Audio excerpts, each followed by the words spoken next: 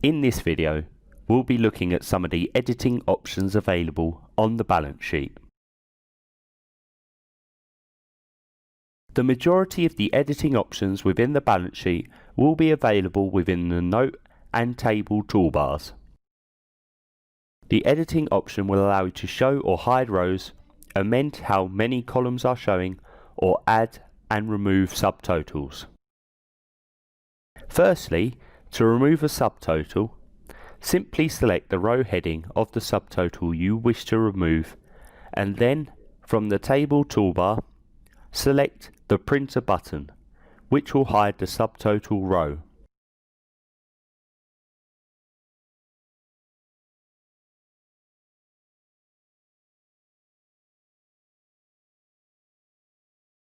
The same button can be used to add back in any subtotals which you may feel are required but are not showing by default. The Printer button can also be used to hide or show any subheaders in the balance sheet. Once again, you can simply select the header you wish to hide and then select the Printer button.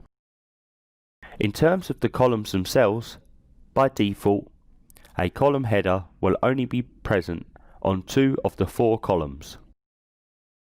If required, simply select the checkbox at the top of the balance sheet to show 4 column headers.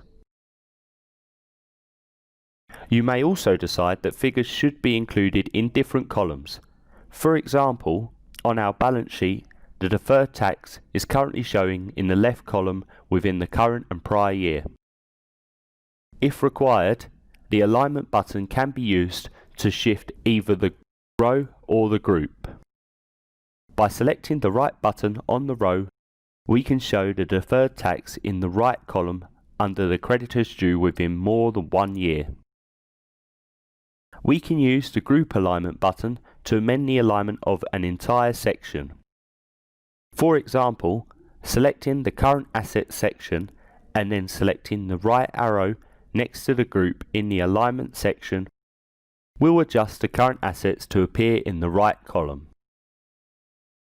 If required, the prior year column can also be shown as restated by selecting the PY button within the Restated section of the Table toolbar. Finally, in the event that your balance sheet spreads over multiple pages, there is an option to include a page break within the middle of the balance sheet table.